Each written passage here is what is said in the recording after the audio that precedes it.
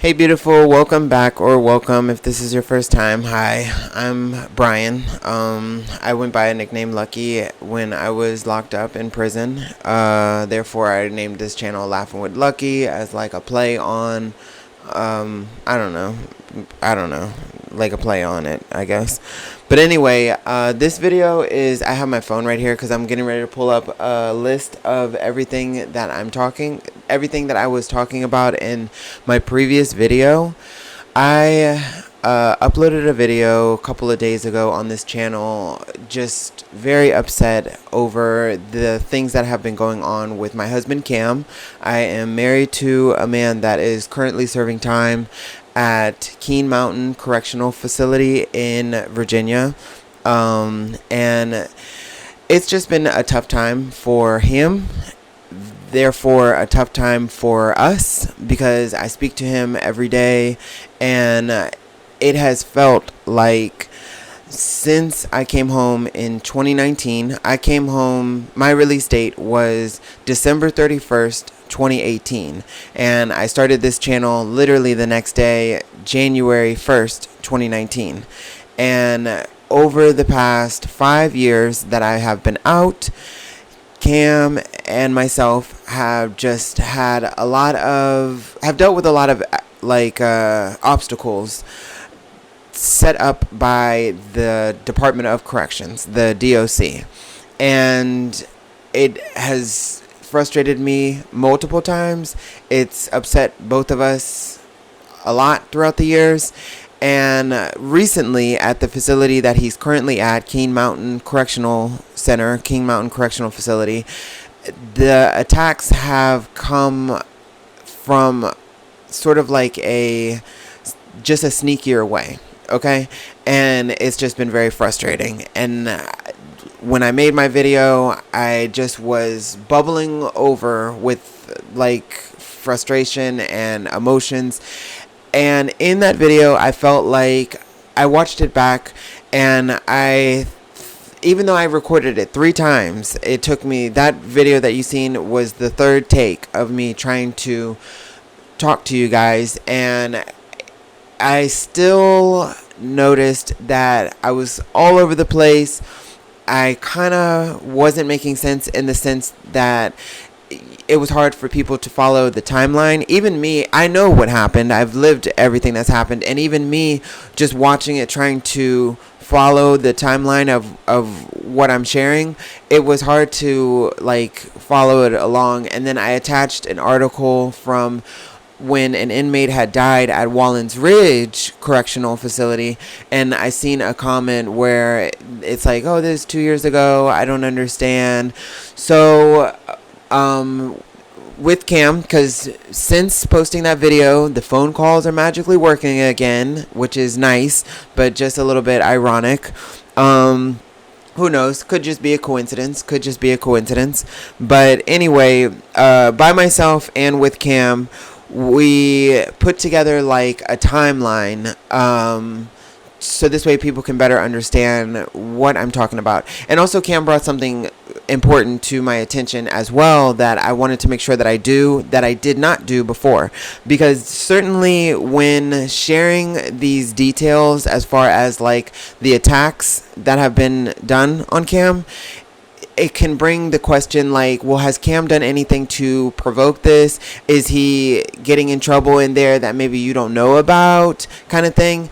So I wanted to make sure to share the good things that Cam has been doing, just so you guys can see the contrast of the treatment that he gets, just so you guys can see it more clearer in the way that I've been able to see it throughout the years.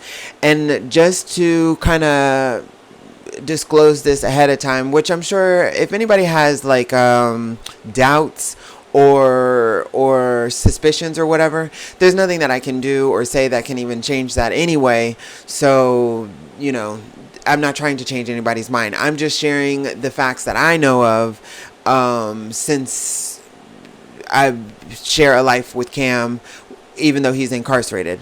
Number one, it would be hard for Cam to hide things, because of multiple reasons. One, he calls me all day long, every day. That's why I even have some trouble sometimes getting the things done that I need to get done in my life out here, such as recording videos, even keeping up with things that I need to do, such as, for example, I haven't even called the physical therapist yet to start scheduling physical therapy, because I went back to the hospital a couple of days ago. I think the day after I made that video, or the day of. No, the day after, because I came home in the morning and then slept and then went back to work that night. Yeah, it was like the next day I went to the doctors, and they removed the bandages and put me in a wrist guard, and the doctor said that I have to have physical therapy 2 times a week, and I need to call and set that up. It's in addition to working 8-hour shifts, sometimes 12, as we've seen, and talking to Cam all day, and then sleeping and eating, it just leaves me with limited time. But then as well, Cam as well, he has lockdown 3 or 4 times a day. They have lockdowns all throughout the day in order to do count time, and every time that he comes out, he's on the phone calling me, or we're setting up video visits. Okay. Also, when someone gets in trouble, there's like charges, or there's street charges that people can get, which are considered actual criminal charges that can add to your time, so you'll stay longer incarcerated. And there's also institutional charges. Institutional charges are when you do something that breaks like the policies or procedures of the institution, obviously. And with that comes punishments as well, which I've lived through those with Cam since I've been home. You get put into, solitary confinement, segregation, or whatever. And the term that people typically use is the hole, or just saying locked up. But, you get put in the hole, okay? So there's that. There's also privileges. You can lose phone privileges, video visit privileges, even purchasing commissary. Like they have holiday packs, which are quarterly. Like every 3 or 4 months, you can get property commissary items that are like considered specialty, because they're not typically on the regular commissary list, but you can lose those privileges. So I'm saying, like, if Cam was getting in trouble, one, I would see it. I would be able to actually see it. And then also, two, our lives are kind of intertwined with, even though we're trying to be in the closet, I guess. I don't know how else to put it. Like, for his protection, we're trying to make it appear as if I'm a woman and he is married to a woman, which would be me. This is something recently we've done since the robbery with the gang. When he got robbed by the gang, he believes that it was homophobically motivated, that they had figured out that he was in a same-sex relationship, and that's why they targeted him and robbed him and everything. So really, since then is when we truly hardcore started trying to make it appear as though we're a same-sex couple. And that's because in there, they rely on each other. The inmates rely on each other. That's kind of like the culture. So he'll have other inmates send me a text message if he needs to reach me, or he's not able to reach me, or something like that, or he forgot to tell me something. He'll have somebody send a text message. I've done the same as well. Sometimes you have people send text messages in order to allow you to use the phone, because maybe you've already used the phone a couple times today, and there's only but so much time that you have rec before you have to lock back down again, and other people want to use the phone. So then he'll offer to, or somebody will suggest, like ask that you send a text message to whoever out here, and in place of that, they'll let you use the phone. So say like I was going to use the phone, but you want to use the phone, and I'm like, okay, well, can you send Cam a text message, and then I'll let you use the phone. You know what I'm saying? So there's people that there's been times in the past when Cam and I were having troubles and we were kind of like rocky, we were arguing or whatever. There have been times that I did find out things that was going on in there because people would communicate that with me through text messages or emails, what have you. Even the inmates, they find a way to get back to you, get a message to you. You know what I'm saying? So, I've seen it. I've seen things like that. And same thing with Cam. People watch this YouTube channel. The people that watch this YouTube channel are a lot more closer to my actual real life than some of y'all might realize. The people that are watching this YouTube channel. And I have even said things up here or done things or whatever that it got back to Cam. You know what I'm saying? So my point is that I don't need to convince myself. I already know what I have in my life and I know what the deal is and everything. But I just want to just share a little bit more with you guys that what I'm sharing with you, it's pretty much what it is, okay?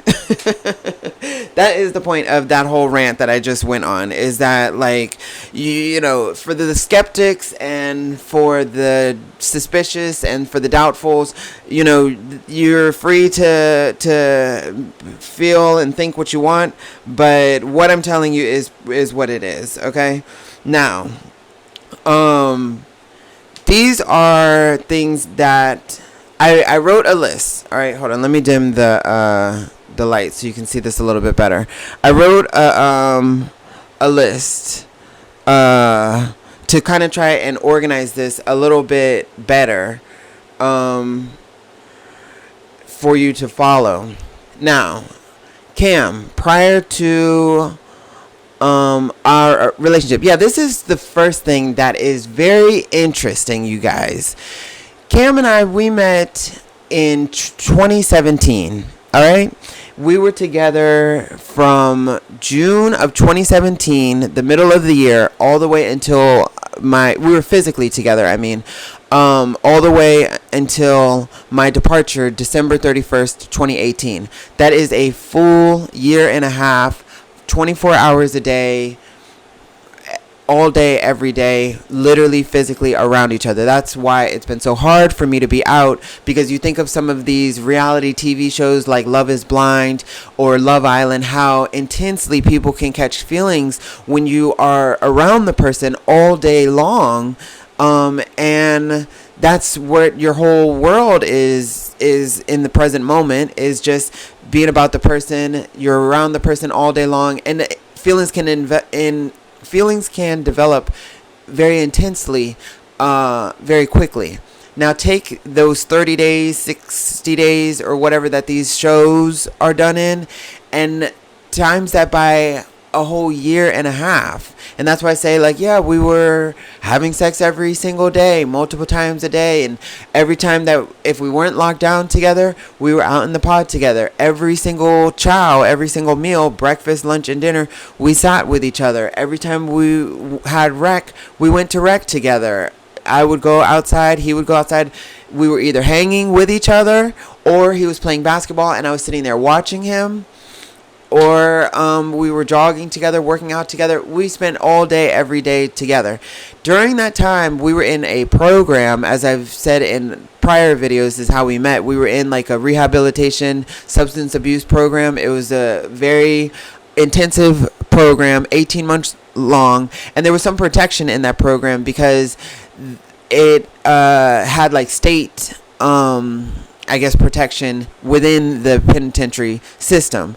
And it was ran by the unit manager. And the unit manager, she had her hands on that program. It was her baby. So the inmates in there, she watched over. And us, we didn't cause a commotion. We didn't cause any drama. So everything was fine. Cam, just his history prior to meeting me had been 8 years charge free. 8 years. Cam has no institutional charges, no street charges, no write-ups, no nothing. 8 years. Cam, that's how we even met, because I was in a low-level facility. Cam was in a higher-level facility, and because of the armed robbery charge, and worked his way down throughout the years to this lower level. Okay? And that's how we met. He was 8 years charge-free. Now, since I have been out, and now we're in contact where the COs and lieutenants, or, sergeants, whoever it is that can hear us. But since I've been out and they actually can see us interacting with each other in the video, visit us, blowing kisses, I love you in the video visits. They can listen in on the phone calls, and they hear us talking all sweet to each other. Oh, I miss you so much, and I can't wait to hold you again, and I can't wait to kiss you again, and all of this stuff. Since I've been out, I'm going to go through this list, honey, of all the bullshit that Cam has been dealing with. But even apart from that, these are the things that Cam has actually been doing. This is the stuff that actually speaks to his character.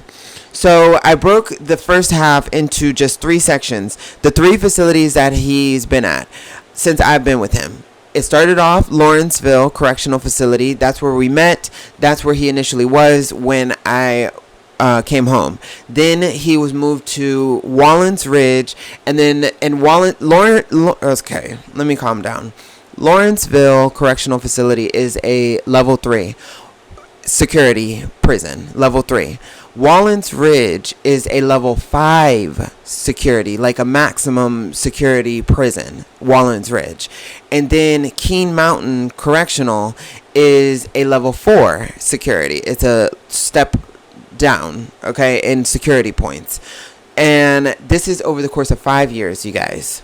Over the course of 5 years. Obviously something odd, just that in itself tells you something odd is happening in the penitentiary system. People don't just get moved around a lot, especially when they've been sentenced a lot of time. For one, that's just a risk in itself when you keep transporting the inmates around. That in itself is a risk. Paperwork gets lost, reports get, messed up and mixed up and things like that. So it's just part of their procedure to keep inmates housed where they are until they go home. They're not trying to move everybody around all the time and everything. So that in itself, just that bit that I shared with you, that right there already sounds kind of funny. It's like, what the hell? In 5 years' time, 3 different facilities? What the hell is that up with that? Like, I'm gonna tell you. So Lawrenceville, this I'm sharing at first is the things Cam has done. Let me brighten it back up again so this way I can see. At Lawrenceville, first of all, Cam completed the program where we met. He graduated. We both graduated. We went to graduation together. Our moms came. His godmom from the neighborhood came. My mother came. That was who came to the graduation.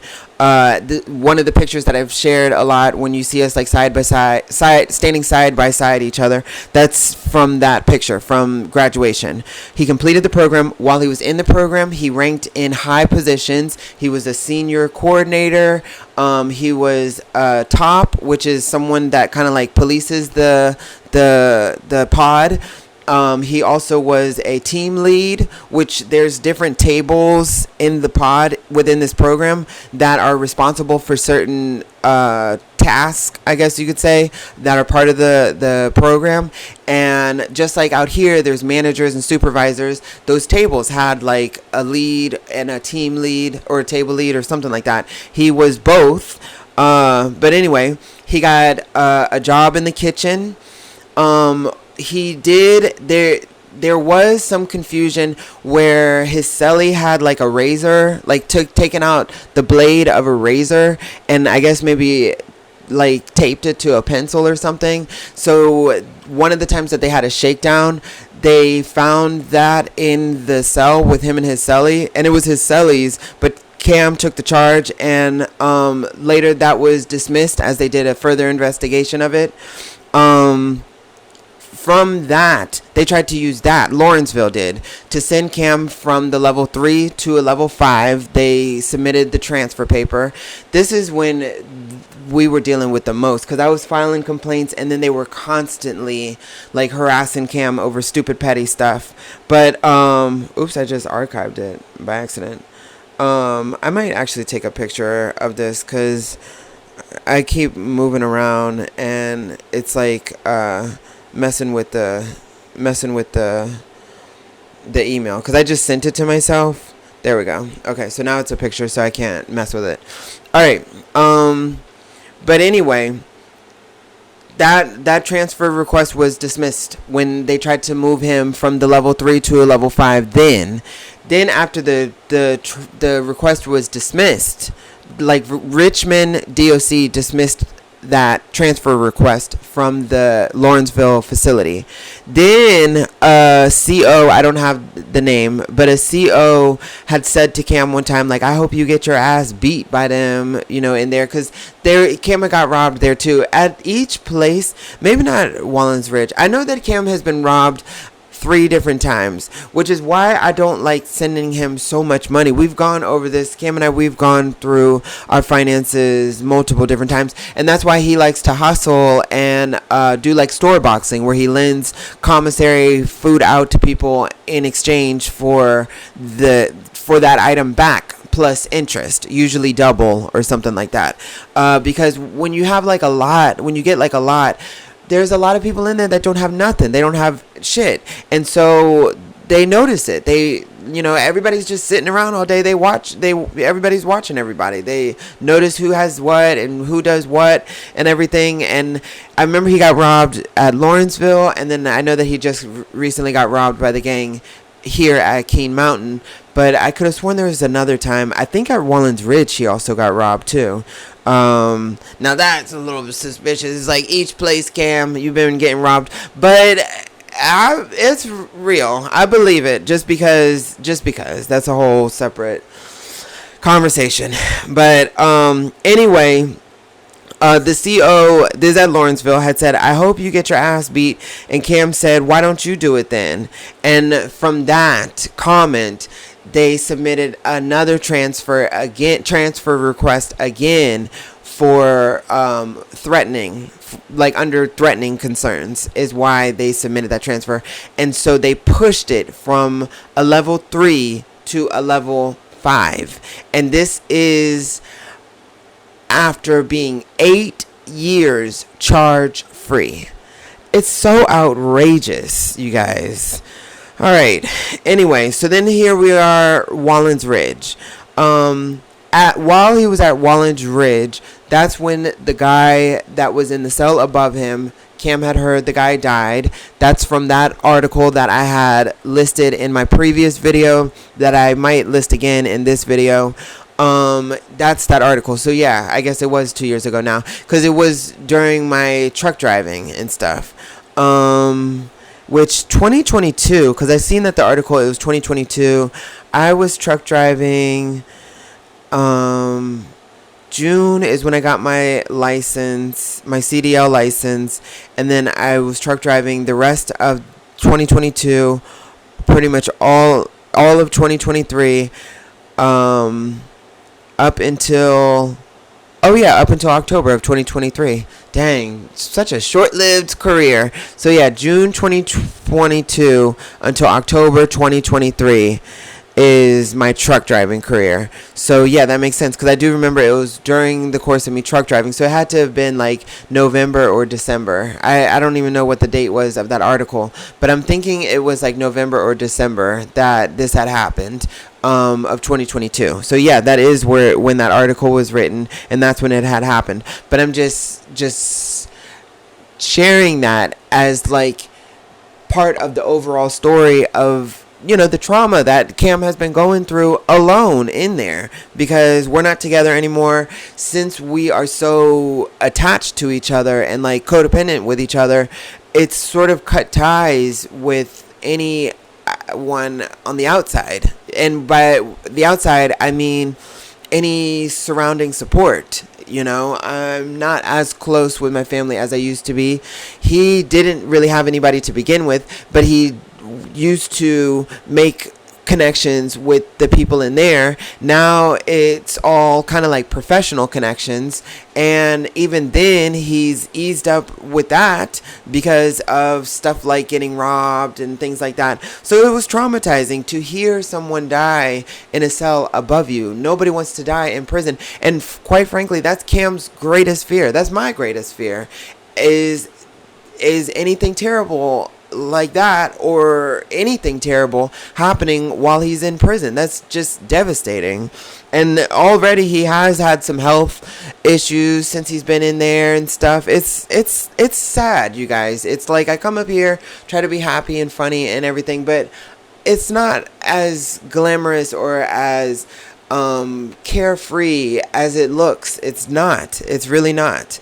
And that's what I mean by the play on laughing with Lucky, because it's like everybody has made these claims like I'm so lucky, or, you know, I've had people in my life that have been like frustrated with me, thinking that I am just so carefree or just don't have a care in the world. And it's like I do. Like I just try to look at life with a positive attitude. I try to look at things, situations, and what have you, with the glass half full.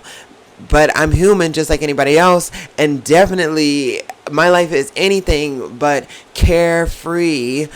Like it's anything but carefree, you know? But anyway, so while at Wallens Ridge, he heard the guy die in the cell above him. He filled in. He like took the place of a worker in the kitchen because of his experience from his job that he had at Lawrenceville, and I mean he filled in for a guy in the kitchen because of his experience from when he had a job at Lawrenceville. And the reason for this was because the kitchen pod, like they had like at Wallens Ridge, they had like a special pod designated for kitchen workers. That pod was under quarantine. And then Cam later, he got a job as a pod cleaner. He started Bible study groups. I definitely remember that. He's done this at every facility he's been at. And I know this because he shares with me like the conversations and different stuff. He's big on watching TD Jakes. My mom watches Joel Osteen. And, you know, we talk. Like I said, we talk all day long. Like all day long, every single day. But yeah, he started Bible study groups. He helped mentor other inmates, which led to him getting a job as a GED mentor. I remember that. I remember all of these things. Then he was signed single cell status because he was having issues with his cellies. That's a whole nother story. Like he was moved into multiple different cells because he was having issues with his cellies. So then eventually Wallens Ridge, they assigned him as a single cell status, which should have stayed on his profile. If they could see that he had prior work experience in the kitchen from his time at Lawrenceville, then when he got moved to Keene Mountain Correctional Facility, they sure as fuck could see that he was on single cell status. Okay, so we're already getting to just little things that Keene Mountain does just to fuck with Cam and fuck with us. Ergo, fuck with us. Anyway, assigned single cell status due to lowering of his security points. They moved him to a lower level. Therefore, he was transferred to Keene Mountain Correctional Facility. And I forgot to include. Well, I think I already did. Because I remember I included two things. Oh yeah, I did. I already included the picture and everything. But so now at Keene Mountain, since he's been at Keene Mountain, he's gotten a job as a yard worker. The gang robbed him, and there was no investigation. None of his personal property or any of his items were recovered. None of his commissary. We had to buy all new stuff. Sent one pic one time against policy. Oh yeah, then the emails all the facilities that he's been at, but this place has been the worst. Each place, there's been times where his letters doesn't get through. Like, he'll be asking, did you get my letter? I'm like, no, I didn't get any letters. Same goes for me. I send letters. Like, did you get my letter? No, I didn't get your letter. My letters don't go through. Pictures, I'll send pictures, and the pictures don't get through. We have had troubles with the phone calls, the visits, what have you. But anyway, during Christmas of last year, I sent him a picture, and I was trying to get away with some of the same pictures that he seen other inmates get. That's where he got the idea. We had the idea, I guess, but he's seen, people have shared pictures that they've received from JPay with their girls, or different, or girls sending pictures of maybe, like, I don't know, internet girls or something, of something kind of a little salacious, a little spicy, and it's gotten through. We tried to send a similar picture of me for Cam, and they banned my account. This is the same account that I've had since 2019 when I came home. They banned my account from having any contact with Cam. Can't send any emails. He can't send any pictures. He can't write me either, send me any emails or anything. And then when he was syncing his player up to the kiosk one time, because obviously I created another account so this way I can still contact him, so we can still contact each other. One of the times he was syncing his player to the kiosk in the pod, so this way he could read my email later in the cell.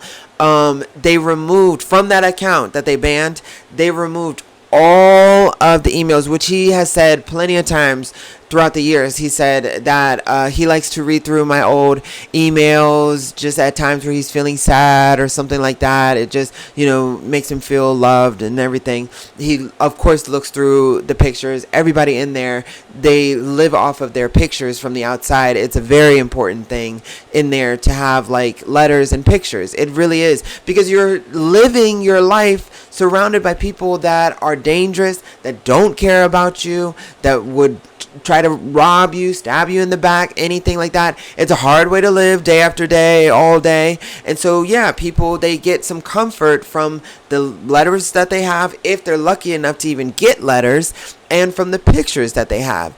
They took away all of his pictures and letters, which is just so fucking cruel. I can't even believe it. Like, off of that one time. Like, if that's not homophobic, I don't know what is, because there's warnings. People give warnings. People get warnings all the time. I've gotten warnings in the past before for things that I didn't even realize. Like, you can't show your nipple in a picture. So, like, times I had, like, my shirt off or something, I took a picture, I've gotten a warning. It's like, if they give warnings all the time, people, they send inappropriate pictures and they like, look, you can't send these pictures. No warning, they just ban the account. That's homophobia. Like, okay, it's homophobia. And I don't even know if they're even allowed to even do that for real. But anyway, but they did, okay?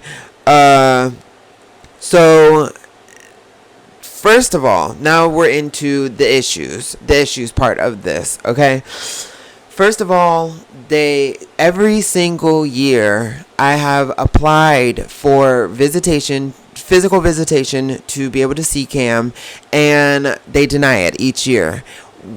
It is Virginia law that married couples are allowed to see each other, okay? They are permitted to visit each other. So the spouse of an incarcerated inmate is, by law, allowed to visit their significant other. That's a Virginia state law. I'm not even sure. It might be a nationwide law, okay? But I have been denied. They keep denying my visit. And it's obvious because they probably don't recognize our marriage because of the homophobia that they have. But it is a legal marriage, okay? Like, god dang. This is just how it's been always. But I don't know if there's in any particular order. I think it is in order. But the first time that, like, I really started to feel sort of like, dang, this isn't just the usual shit that we go through, like with the emails and the visits and phone calls or whatever. It seems like they're really actually, like, targeting my baby. They're really actually, like, targeting Cam, like, singling him out. The first time that, like, my ears, I guess, and eyes, like, perked up was they were having, like, a surprise shakedown where they had the canine, the dogs, walk through the pod, going by each cell, and if the dog would stop or go into the cell, then obviously they would shake down that cell, ransack that cell. If they find anything, charge the people, maybe charge them anyway. I don't even know. But the dog didn't, because that was what is so irritating about this. Cam is a very clean person. Well, here, let me say this first and then say that. The dog didn't stop at the cell. The dog kept walking, but the officer with the dog, the canine officer, stopped at Cam's cell and said, like, this cell smells very clean. It smells too clean. And so then they shook down the cell. They demanded that Cam do a piss test. And Cam was like, sure. He was like, I told them multiple times, like, yeah, I'd be glad to. I just can't pee right now. I just peed right before y'all came in here. He was like, I just literally had finished flushing right when y'all was walking in here. He was like, but I'm not denying that I won't pee. I just can't pee just yet. Like, I just went, And so then they made a huge fuss about it, threatening to charge Cam. The captain even had said, what is the exact line? The captain threatened to place Cam on suicide watch and swear to God that he said he wanted to kill himself. Like, the captain threatened to throw Cam in suicide watch and swear that Cam had threatened to kill himself. And see, this is what makes me think that it's like the motivation behind this is our relationship, because on suicide watch lasts, by the way, a minimum of 2 weeks. They hold you in observation in a tank, solitary confinement in a tank. There's nothing in there but a toilet. You are 100% cut off from communication. There's no phone, there's no visits, there's no letters that can get in and out or anything like that. It's 2 weeks. You're just straight in a tank in observation, and anything can happen, by the way. This place, Keene Mountain, they have already beaten the shit out of inmates.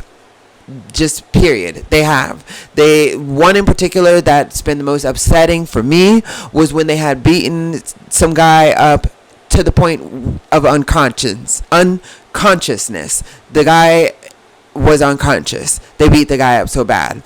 And that's just in the pod with witnesses, with inmates that seen it. In a suicide tank, holding cell, cut off, no phone calls, no nothing. And what do you think would happen? Anything can happen. Anything can happen. And that's why it's like, why would you threaten that?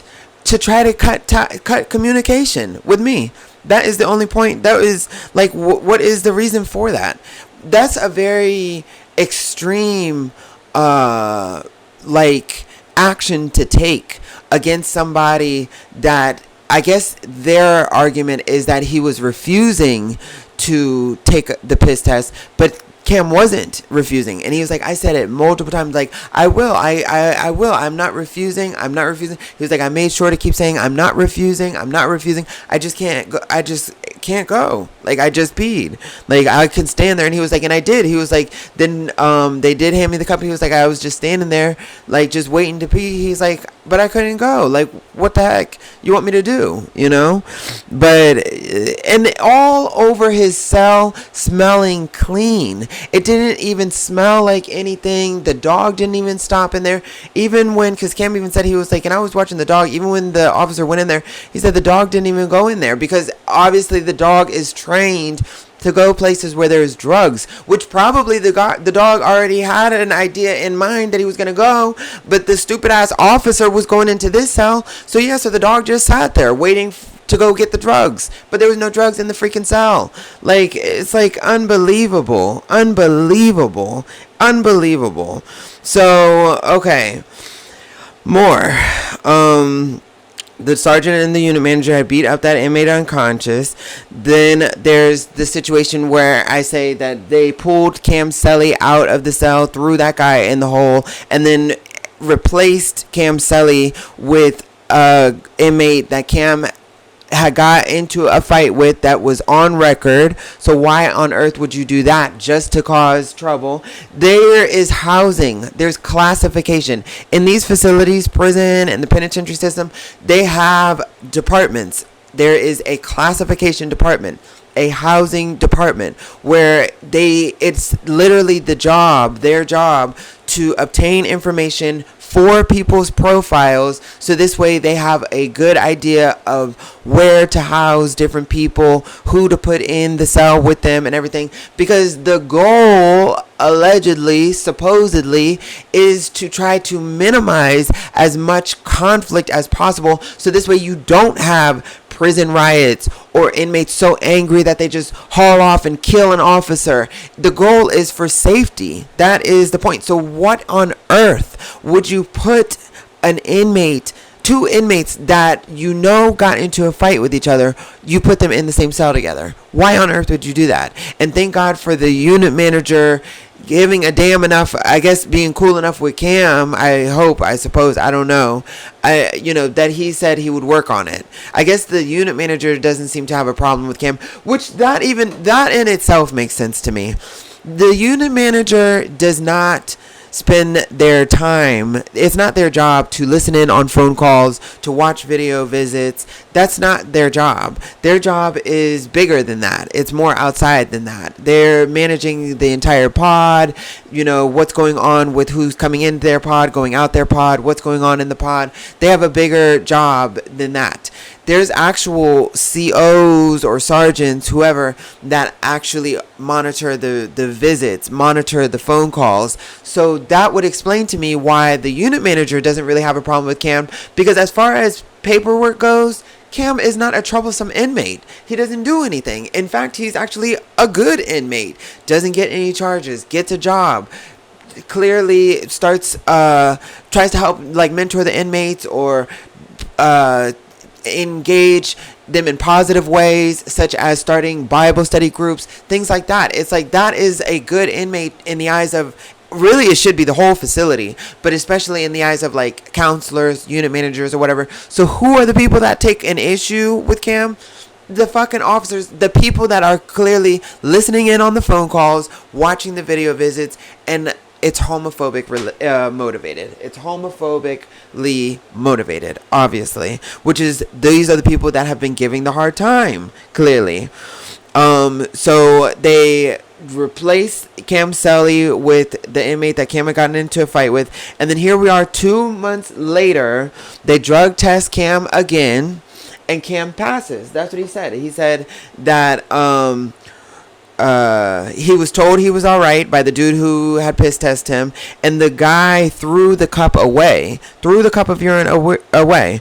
Then, unbeknownst to Cam, a charge was written and given and served to another inmate, which in my mind, I think that whoever it was that they served this charge to was the person that clearly did test positive for drugs or what have you, and someone, now either unintentionally or intentionally, which I think it's intentional, clearly changed the person's name to Cam's name on the docket or whatever, and then they served it to the right person. So they served it to the person who tested positive, and that's the person who actually should have received a charge. And a charge like that, you get your phone privileges taken, and you get your video visitations, I think all visitations, but you get your video visitations taken.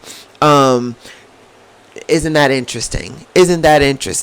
So even though Cam tested clean, tested negative or whatever, the officer, whoever it was that was in charge, probably a nurse actually, who was in charge of the sample, threw it away, said you're good, but then an officer comes behind and then writes Cam's name on it. That's, oh my God, this they wrote a charge. Never served it to Cam. How Cam found out about this is because his phone privileges were canceled. He wasn't able to call me, and then the video visits were canceled. Again, the unit manager is trying to clean this up. This is what Cam said. He said that he talked to the unit manager and to try to appeal it, and the unit manager took Cam's appeal and said that he'll work on this, making sure that this gets straightened out. So do you see what I'm saying? The unit manager doesn't have a problem. It's these fucking officers, which Why would they have a problem? Because they're the ones closest to the relationship. They're the ones that are the most close to the freaking relationship. But yeah, and then just more recently, here we go, COs again, the damn COs again. Just more recently, this is since I was writing these notes, this timeline. COs were antagonizing the inmates in the pod below them, because the Keene Mountain facility is like a multi-level facility. It's not like one level like the other facilities were. This facility is like 2 or 3 floors or something.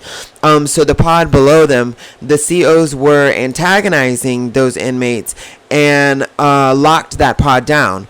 Then they came to Cam's pod and started trying to do the same thing, but none of the inmates were giving them a reaction. They weren't like engaging in it. They weren't like talking back to the COs or cussing anybody out or anything like that. But they clearly were doing it, trying to get a reaction out of the inmates in order to lock the pod down for whatever reason.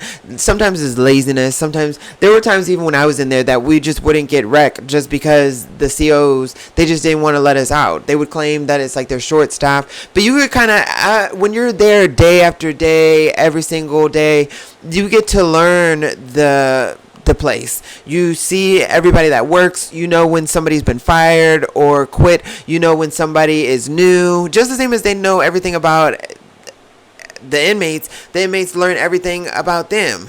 And so when they're short, you can see it. Like you can see that, also you learn the shifts. It's like the same shifts that work, the same officers that work on this shift or that shift or on these days and those days. So when they're short, you can see it, versus when they're not short, you can see it. You can see that everybody's here. They're not missing nobody. But then as they're doing their rounds, so whoever will claim it's like, yeah, we're short tonight. You guys aren't coming out. But then sometimes they're just bold and just be like, no, you guys, you're not coming out. You're staying in tonight. It's like, which usually that's more respected, to just come out like and just be like, you're not coming out, But anyway, so there was that, and then now they put a brand new policy, but from what I understand, this is DOC, have put a brand new policy in place that any charge, even the smallest charge, like being out of dress code or something like that, like will result in loss of video visitations for at least 6 months for any inmate. They just put that in place. So it's like, this is what I'm talking about. So now at least I've been able to explain this more clearly in a more organized timeline, so you can understand what I'm talking about. And I do appreciate all the support that you guys have been given. And I'm gonna try to find I guess like a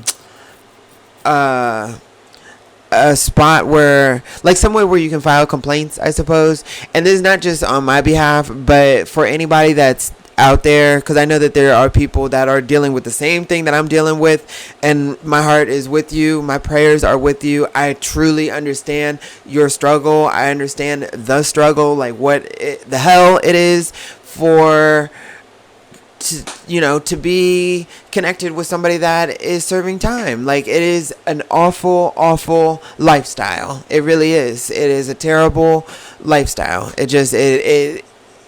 Your heart is always being torn apart. The stress is constant. The worry just is always building greater and greater.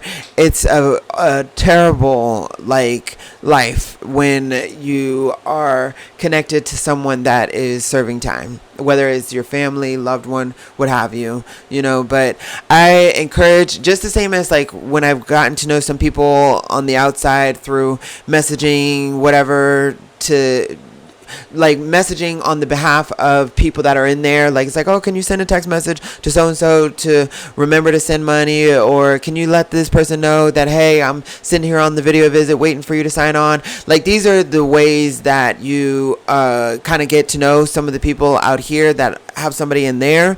And there's been a few that I've gotten kind of cool with, and they'll vent to me, about how stressful it is being on the outside dealing with this shit. And they're like, I don't know how much longer I can do this. I don't know if I can keep doing this. I don't know if I want to do this anymore. And I always encourage people to just suck it up and just toughen up and don't give up. Like, I don't really give it like that, like suck it up and toughen up. But I always encourage people not to give up or give in, because that's what these places are designed to do. Cam's the one who first had said it to me when I came home, and I've actually seen it since I've been home, that he's right. Prisons, they are designed to break up families, to tear people apart. They are designed to separate inmates from any type of support. Like, they are not trying to do what they can to make sure that families still can stay in contact with their loved ones on the inside. It's a fight. It is a fight to try to stay in contact with whomever it is that you love that's locked up. It is a fight. And then for some, it's an even greater fight, such as myself, such as me and Cam. It really sucks. It really sucks. But I encourage everybody to stick it out and fight the good fight. Don't let these motherfuckers win. And we all are, standing strong. We all are fighting the fight, and I'll never give up, ever, I love Cam. He's my whole world. He's my entire life. He's just everything to me. I love him dearly. And I love him more and more each day. And I'm so, rewarded by being in love with him and being with him and giving him love, because this man has never known love, ever. And I know some people say that, but it's but you do come from good families. Maybe they didn't treat you as good as they should have. Or you do come from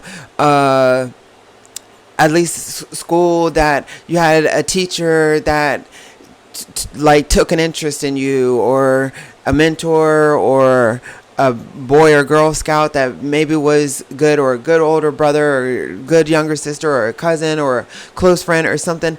Cam comes from the hood, comes from literally a dangerous area, from south side Richmond or what have you, and in an adopted family where the lady was abusing the kids, literally, physically and emotionally, starving these kids. That's how he first got into stealing. Him and his friends, or some of his adopted siblings, they would do dine and ditch, is what he called it. And prior to that, he was in a foster care system where within 2 years, he was in 14 different homes. 14 different ones. And as a biracial person, he said he used to just get beat all the time. In the black family households, he would get beat for being too white or light skin looking. In the white family households, he would get beat for being too dark skin or black looking. And then with grades, he said that's how he ended up. Cam has a 7th grade education. He never went beyond 7th grade. And he said, and he was actually good at school when he was a kid, but if he ever did better than some of the other kids that he was in the foster families, his grades were doing good, or he got a B or anything on a test or on an essay or whatever, he would get beat for having good grades. And then he was so then I started failing. He was and I would get beat for then having bad grades. He's and then that's how I just started becoming so angry. And then I was always just trying to get away, and that's how the crime started, stealing cars and shoplifting and all of these things. It's it's a sad life. And then from that led to juvenile, in and out of juvenile detention, and then eventually into prison as a teenager, into prison. And then we met. So it's I love this man. I'll always be in love with this man. And there's nothing that anyone or anything, nothing that can ever tear me away from him or push me. The only person that could tear me away from Cam or push me away from Cam is Cam. That's it. And even then, he would even have a fight, to be honest with you. He would have to probably kill me in order to push me away. Seriously. Because there's just no, like, just no way, and I love him, and I always will. So hopefully these motherfuckers will back the fuck off, but I'm gonna see if there's like a form. That's what I was trying to say earlier, like if there's forms or something where people can file complaints, and not so much for me, but for anybody that cares enough that maybe just wants to complain on like bad conditions within the penitentiary system, or if you yourself are dealing with something that's tough or whatever, and you don't know exactly what you can do or where you can go to kind of express your concerns or your frustrations or mistreatments, then here, I'll include something in the description where there's something that you can use. But as far as I go, the phone calls are working again, which I'm happy about that. Cam did the appeal. The unit manager took the appeal and is working on the appeal, so we should be able to get our video visits back, and I'm happy about that. So I actually am easing up. I'm waving my white flag for now that I don't want no problems. You're not going to hear no fuss from me, no noise from me. I'm not doing nothing to antagonize these people or anger these people anymore. And I just wish that you just leave us alone, please. That's all I'm asking. Just leave us alone. We're not doing anything to offend or upset you guys. Just leave us alone. Just leave us alone. Like, just leave us alone. That's it, please. And if they start fucking with us again, then I will be back up here again. And each time I'm going to be going harder and stronger each time, because it's just ridiculous.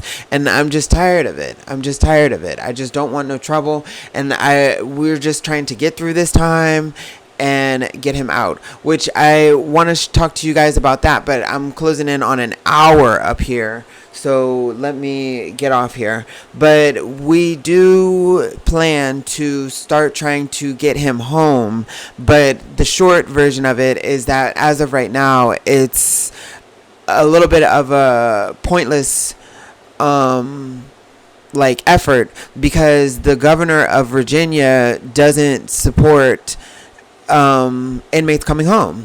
I've talked to a couple of lawyers already, and they say that they have filed pardons and clemency requests, and they go unreviewed. This governor currently hasn't even made a ruling on these filings, these requests, and these are from lawyers, so the short end is waiting, hopefully, for a new governor come January 2025.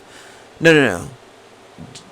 January 2026. Yeah, January 2026 is when we should get a new governor. So we have a whole year until that. And the longer end is Cam going up for parole, a parole hearing at his 20-year mark, which even that needs some cleaning up, because for some reason they have him listed past 20 years for his parole hearing. Like his 20-year mark is in like 2 years or something, 2 or 3 years. I think it's 3 years. And they have it on record that his 20-year mark is like 7 years away or something like that. They added like 4 additional years. So we got to try to get that straightened out as well. But it's an uphill battle. So, so to the institution, to the DOC, it's like we got our own battle. Like, it's not my, interest to fight with you guys. Like, I don't want to be going toe-to-toe with the facility or with the DOC or anything like that.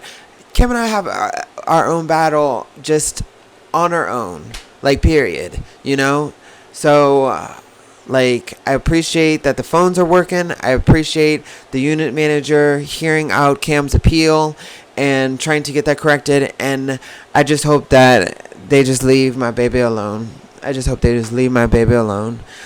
all I pray. And thank you guys for listening. Thank you so much for your continued support. And I'll see you in the next one. I'll see you in the next video. I was almost said video visit, but in the next video, and I just want us to get back onto some lighter content.